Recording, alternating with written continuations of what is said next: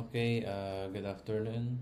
So ngayon ay January 19, day 19 ng aking learning sa C++ tutorial. So tara, continue tayo. So kahapon, natapos ako sa i-close ko na ito. Tapos ako sa function overloading. So, diba yun na yung same function with different data types para ma-execute niya yung same calculation dito, yung kung same naman yung nasa method, pwede yung overloading. Okay, so next tayo ay sa recursion.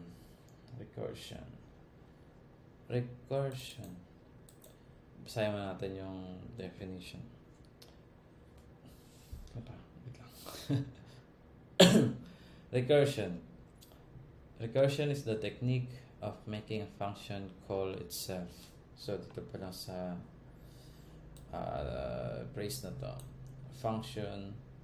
Making a function call itself.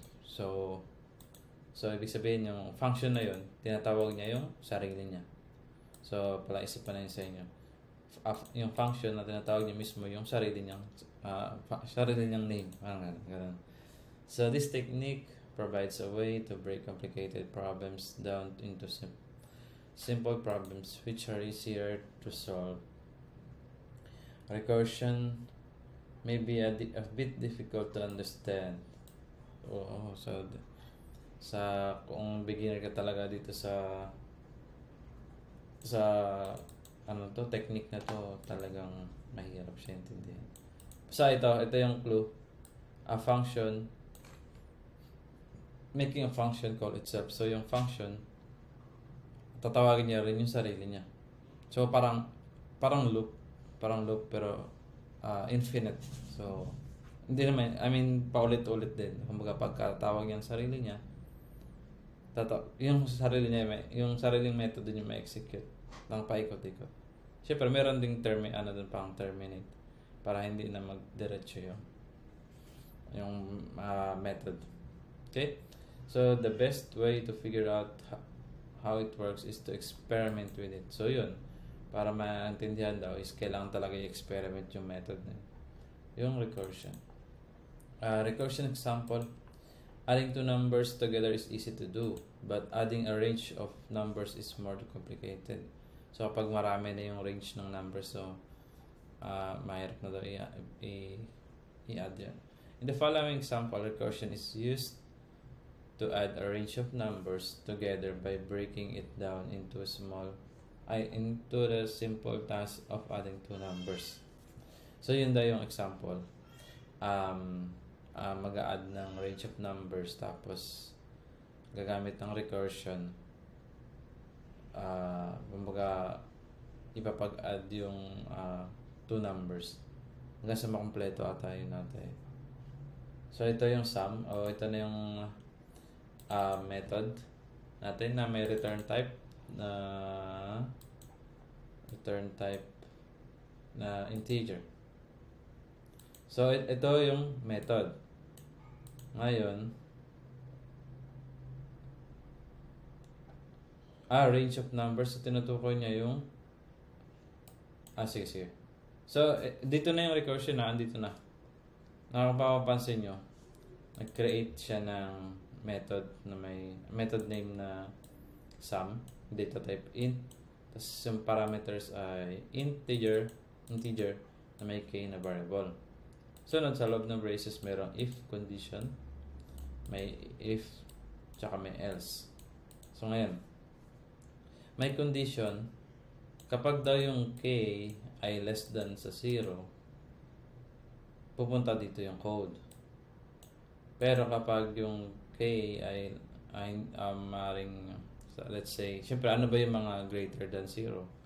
Syempre yung 1, 2, lahat ng 1 pa increment. Yan yung mga greater than 0. Yung mga hindi greater than 0, yung mismong 0 at yung mga negative numbers. Yung dito mga positive numbers, laging true yan dito. Okay? Pero pag 0 na, 0 pababa, false na siya. So kapag nag-false to, bababa na siya dito sa else. So, ang re-return niya lang is yung 0. Kasi nga, medyo logical to kasi kapag 0 na yung value ng k, ang i-return niya na mismo yung 0. Pero pwede niya naman i-return yung k kasi k sigurado yung k yung 0. Pero okay na rin to kasi nag-static siya dito, return 0. So ngayon, ito yung interesting part. Yan. Ano ba ginagawa? Ang ginagawa dito is yung k daw, yung number ng yung value ng k ipa-plus sa sum tapos k minus 1. Ito ano to? Yan yung ito na yung recursion. Ito yung way ng recursion. Tingnan nyo. Yung name ng yung method na sum, ito rin yun eh. Diba? So, ibig sabihin, pagka yung k daw is greater than 0, pupunta dito, i-return niya ng yung k daw ay yung result daw ng sum. Ano ba tong sum? Ito rin yun. So, ang nangyari, si sum, binabawasan ng isa yung nagde-decrement yung k. So, parang ang nangyari, pababa ng pababa to. Sabi natin 5 magiging 4. So pagbalik dito, yung 4 magiging 3. Pagbalik dito yung 2 magiging 1. Tapos yung 1 magiging 0. So ganun, pababa ng pababa. So paulit-ulit lang yan dito hanggat laging true to, babalik at babalik. So hanggang yung ikot ng method mo is pagpunta dito, diretso dito ulit, diretso dito ulit, diretso dito. Hanggang sa mag-0 yung k. Pag nag-0 na yung k, skip na siya. So, diretso na siya. Tapos, exit na. So, yun. Yun yung recursion. Siyempre, ito-test natin yan. So, ito yung result daw. Int result, sum daw ng 10. So, para mangyari niyan, ipapag-plus mo yung 10, 9, 8, 7, 6, 5. Kapag plus mo yung total ng range of numbers, yung sinasabi, range of numbers from 1 to 10, ipapag-add mo yung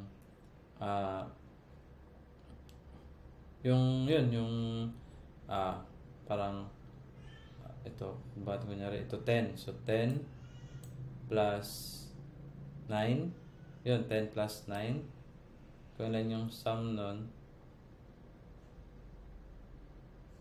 ay 10 plus 9, di ba? Tapos yung 9 plus 8 na. Parang pag ganun, no, ganun yung computation niya. So 55. Tama ba? I-calculator. May calculator tayo. Sige daw. 10 plus 9 plus 8 plus 7 plus 6 plus 5 plus 4 plus 3 plus 2 plus 1. Yun, 55. So, ganun nga. So, parang yun nga, parang, di ba, 10 plus 9 plus 8 plus 7 plus 6 plus 5 plus 4 plus 3 plus 2 plus 1. So, ayan, ganito yung ginagawa sa recursion. Yan, ganyan yung ginagawa niya. Yan, dito sa part na to. Wait lang. So, yan. So, kaya 55 equals yan 55. Diba? Kasi 10. Kung 5,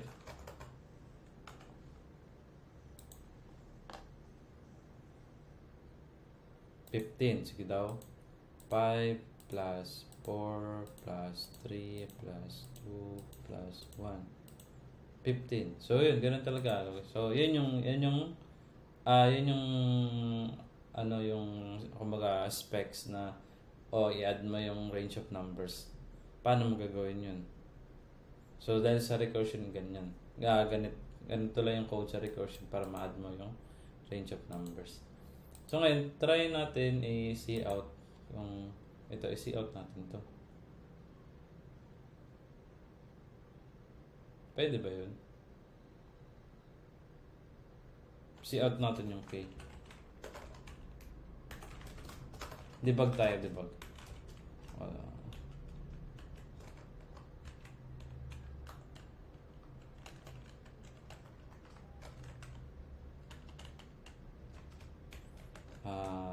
Ano ba? Ayan.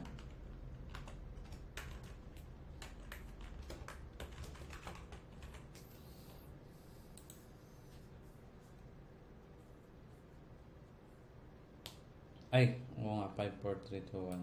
10 dapat, super 10 yun.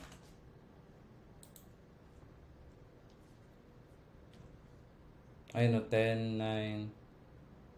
O, diba? Kung huwag yung kulagyan ng ganito.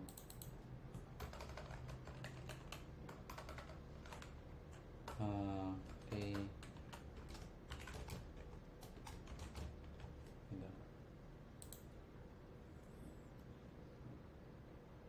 Oh, yeah.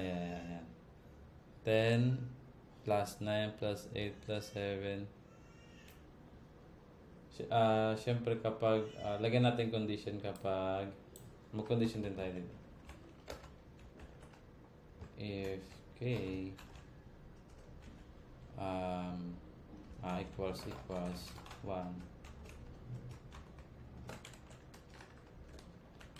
or not equal 1. Yan. Ay, hindi. 1, di ba yan? Else. Dito. Equals na. Para tingnan natin kung ano yung itsura. Ito, additional ko na lang to. Baka malito kayo dyan. Para makakuha natin ganitong sample. So, yan. Diba? So, ganyan niya. 10 plus 9 plus 8. So, hanggang 1. Tapos equals. So, yung naging 1 na yung ano. So, yun. Baga, ganun yung nangyari. So, ibig sabihin, pag unang loop, o sabihin natin, loop 1. Hindi siya loop eh. O, parang loop nga siya, pero syempre nga yung method mismo. Sa recursion niya, recursion. Sa first, parang pwede natin sabihin, recursion 1.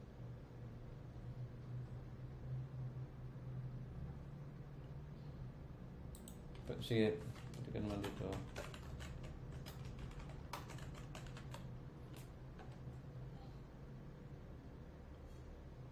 Paano natin malagay yung counter? Isabay natin. Baka maguluhan kay Lalo. Isabay tayo ng counter.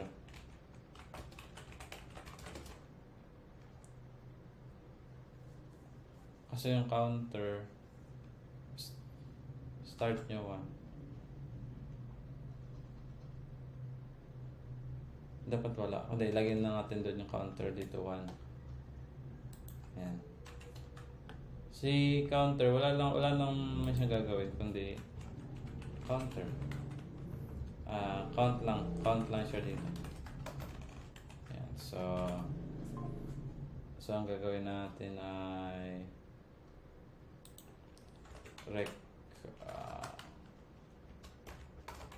counter. Ayan.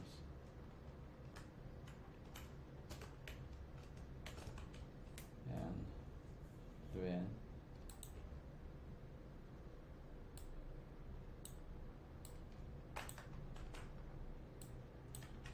Tapos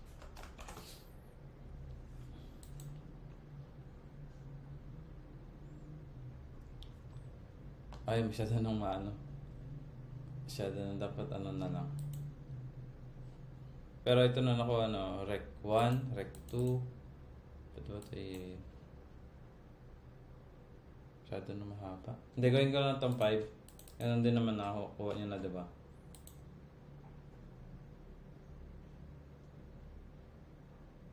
So, yan. So, sa recursion 1, unang recursion, dito siya napunta, diba? Counter 1, tapos 5.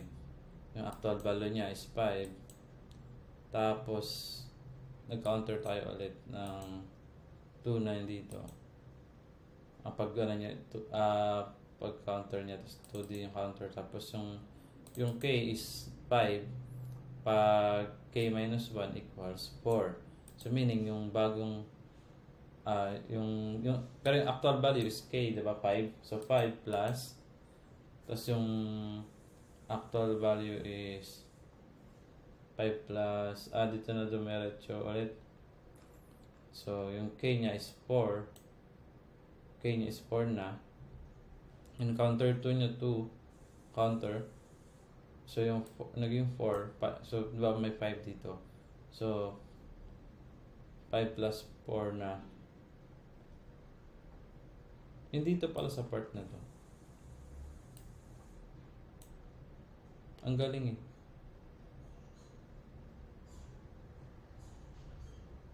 Parang nare-retain niya yung K pag sinam.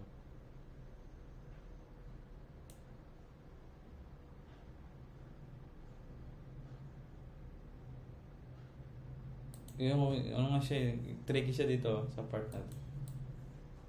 So parang ano nangyari na yung nasasama yung actual value ng K, parang ano ba? Parang nare-retain yung pag sum, pero saan paano yung na-handle ni C++ yun? Hindi naman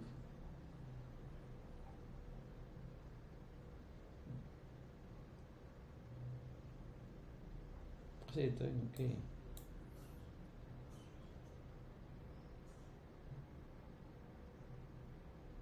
Kung K1 5 5 4.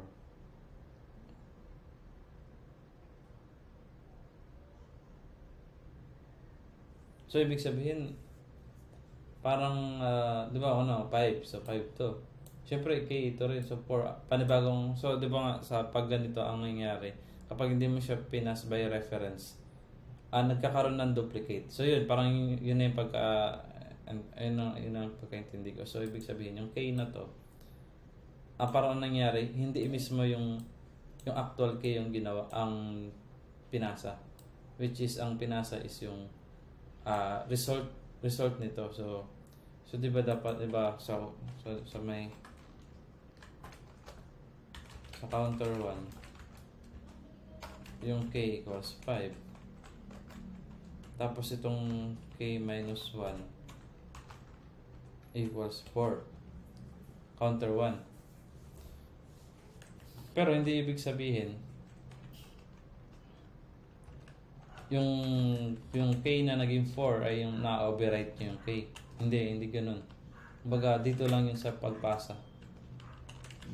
So parang nangyari, pinasa dito 4 ganun. O diba? So pagka counter 2, yung K dito sa counter 2 is 4. Pero yung tinutukoy na K dito, hindi ito. Kumbaga dito sa plus, hindi, kumbaga parang ano dito lang naglalaro yung dito sa block na to. Dito lang nangyayari yung pag-add ng pag-ito, retain pa rin. Retain sa main function ng pinaka-umpisa. Ang galing. Ang galing nun. Yung parang C++, yung mismong itong sum is, mayroong pinakauna. Tapos yung pangalawa is nag-create siya ng another copy ng ganyan. Parang gano'n na in-execute niya. ini-execute nyo ng gano'n. Para yung K na to is naka-retain pa rin yung value. Kasi gano'n eh. Kasi syempre itong K naman to na variable eh. Bakit?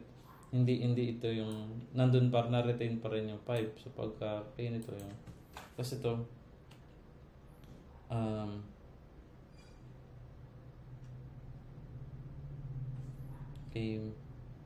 K minus 1 plus 3 na.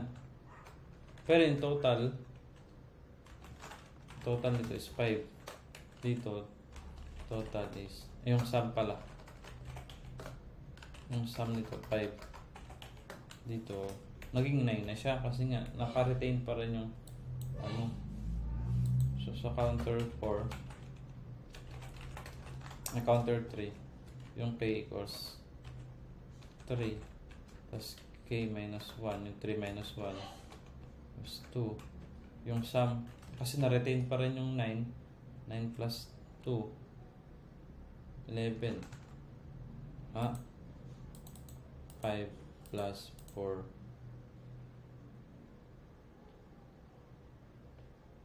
plus 3. 9. 9, 10, 3 pala. 3, 12. Kasi ito pala si tinutukoy ko. So 2 na lang yung pagka K plus 1. Tapos counter 4. K minus equals 2 na. Tapos pagka K minus 1. Yan, pagka K minus 1 naging 1 na to. Yung sum nito, ang ipinas is yung 12 plus 2, 14. So, sa counter 5, yung 1, ay yung counter 5, yung K, K equals 1. Ito yun na. Kung ano yung value nito, yung bagong octal value, ito ay yung pinasa dito. Yung arguments niya napunta dito. Tapos K minus 1 plus 0. Ang sum nito ay 15. So, counter 5. Kaya hanggang counter 5 lang. Kasi pagka counter 6, yung K dito is 0 na. So, dahil pumasok pa yun. Pumasok pa sa recursion. Pero pagdating dito, nag-force dito eh. Kasi nga yung 0 is less na hindi na greater than 0. Punta na siya dito. So, wala nang nangyaring K minus 1. So, wala nang pagka 0, wala nang di na ito napuntahan. So, wala na to. So, wala na itong napuntahan. Tapos, napunta siya sa 0, diba? K, wala nang K equals 0 na. Tapos sum. Wala nang sum din. Then pa rin. Then return 0 na siya.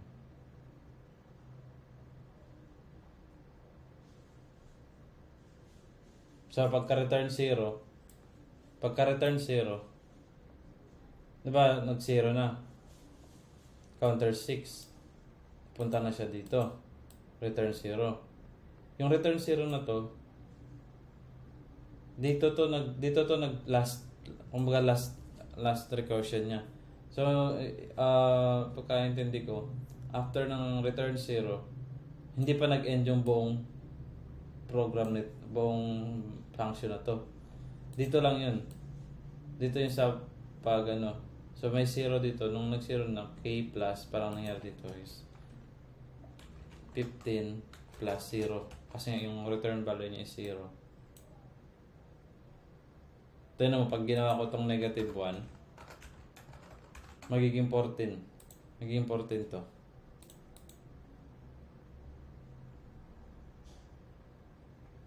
Saan ba?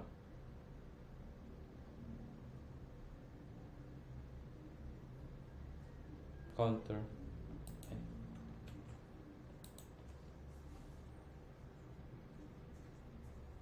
O, diba naging 14? Kasi may last action pa dito.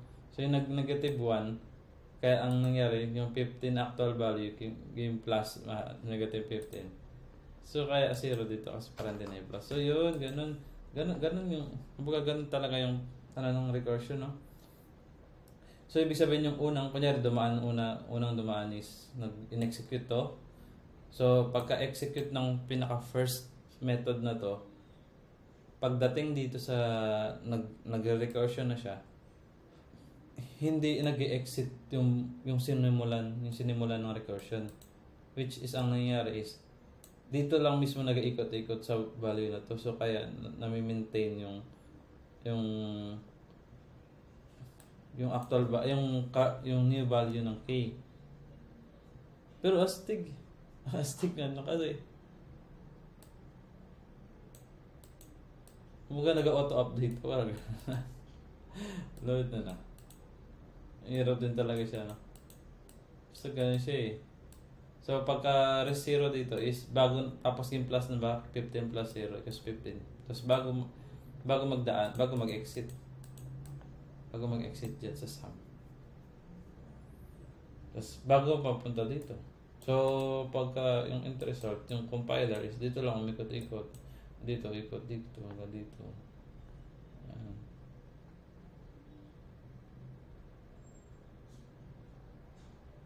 Grabe yung lupit. So, yun. Grabe. Isang ano pa lang yun. Isang ano pa lang tayo da. Try natin. Example explained. When the sum function is called, it adds parameter k to the sum of all numbers smaller than k and returns the result.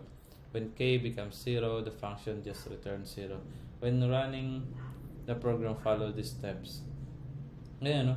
10 sum 9 tapos 10 plus 9 sum 8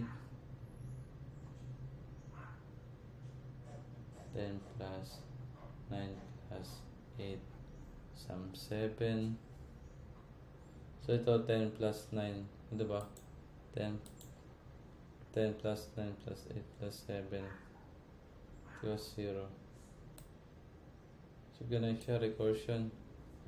Since the function does not call itself when k is 0, the program stops there and returns the result. The developer should be careful with recursion as it can be quite easy to slip into writing a function which never terminates, or one that uses excess amounts of memory or processor power. However, when written correctly, recursion can be a very efficient and mathematically elegant approach to programming. So, stick. Then, grabe simple lang. Simple, grabe yung code niya, ganito lang. Pero grabe yung ginagawa. Grabe recursion.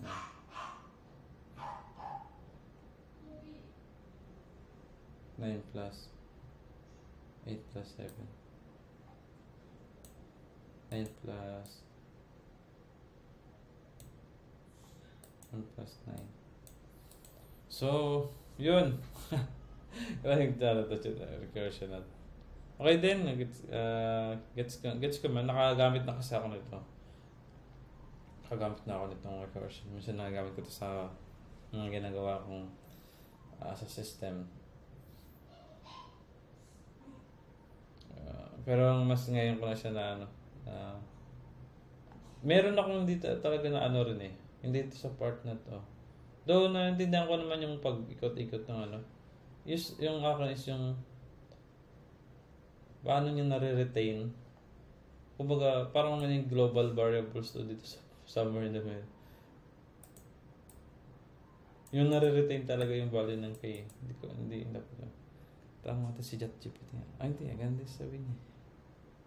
Sige, try ko lang tanong si ChatGPT.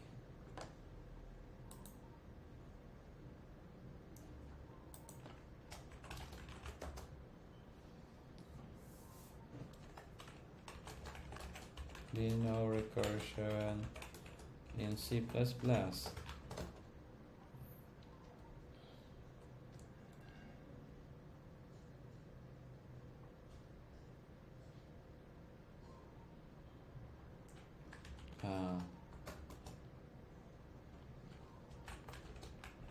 Can you explain on this snippet Can you explain why the key retain the the new value? Ganun.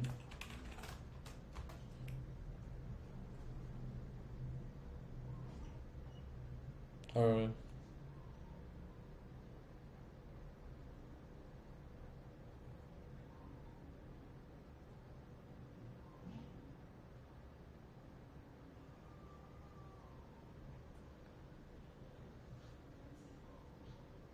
the what I mean is on the this line. I wonder how okay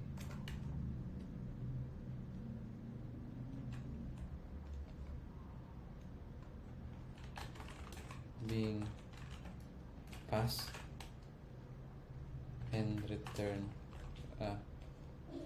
be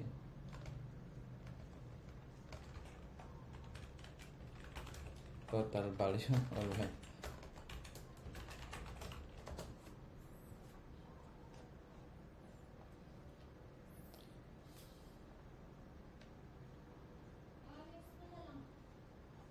Parang ganito.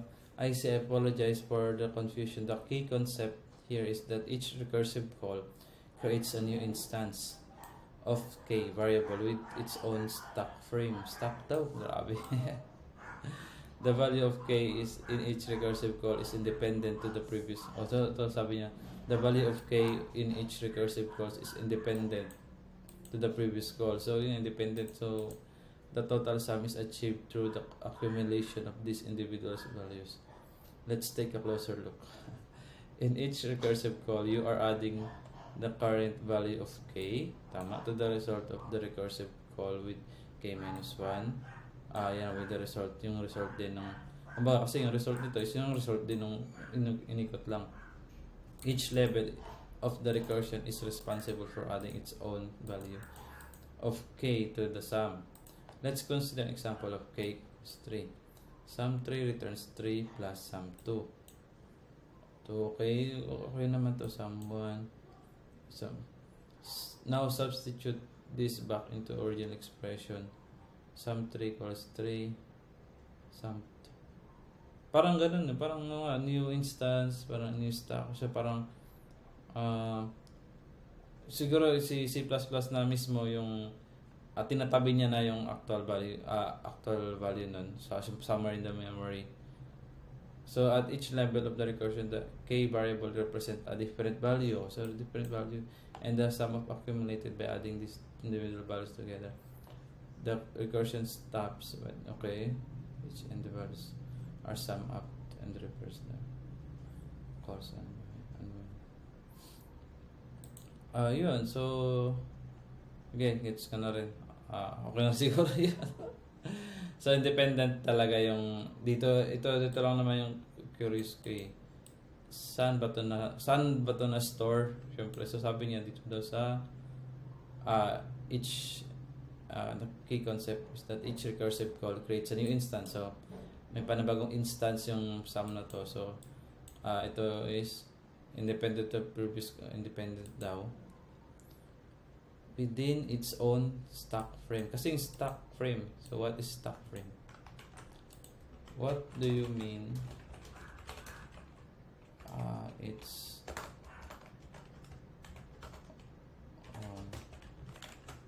its own stack frame. Parang yung stack, alam ko yung parang list ba, yung pagkakasunod-sunod ng siguro ano ba yung ito in program language. When a function is called, a region of memory called stack frame is allocated on the call stack to store information related to the function call. The call stack is a data structure that keeps track of the active subroutines and their local variables. Grabe. Each time a function is called, a new stack frame kapag daw tinawag yung function, may new stack frame is created on the top of the call stack. On the top of the call. So parang ano na, parang kumbaga sa pilahan, kapag na-execute yung isang function, doon siya sa dulo. Pero sa top, sa unahan siya, sa unahan siya. This stack frame contains space for local variable. Contains space for local variables, parameters, return address, and other bookkeeping information. When the function completes its stack frame is pop off the stack. Grabe. Ano yun yung parang ano ba, pag natapos na, matatanggal, parang tatanggalin na. In the context of recursion, each recursive call to a function gets its own stack frame. The local variables including the function parameters like k in your own example are unique to each instance of the function call. This ensures that each recursive call works with its own set of variables, parameters maintaining independence from other calls. So when I mentioned its own stack frame, I meant that each invocation of the sum function has its own dedicated space in memory for variable k, although ganun. And these variables are distinct o magkaiba kahit na same yung variable name ay variable letter, pero sa memory level magkakaiba yun and do not interfere with the variables of other calls to the same function. This separation allows recursion to work correctly as each level of the recursion maintains its own context and state. Grabe. Basta sa memory level, yung k na yan is magkakaiba. Kaya nare-retain yung value ng yung current value ng k doon sa k plus dito. Kasi may sa stack frame. Ito napupunta to sa stack frame. Kunyari mayroong naka isa. So yung isa na naman.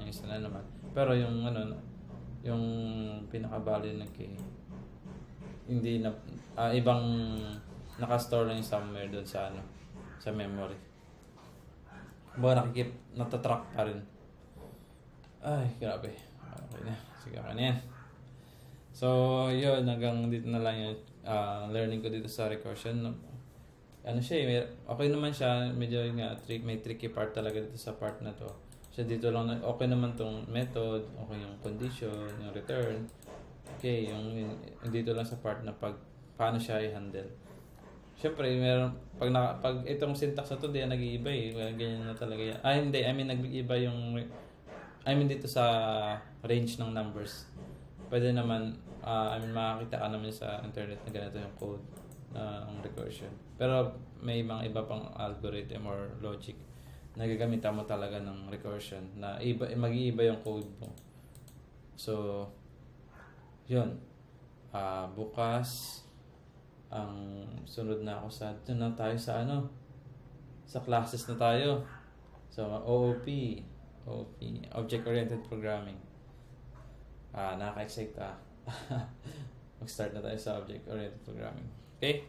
So, yun. See you tomorrow. Thanks. Bye.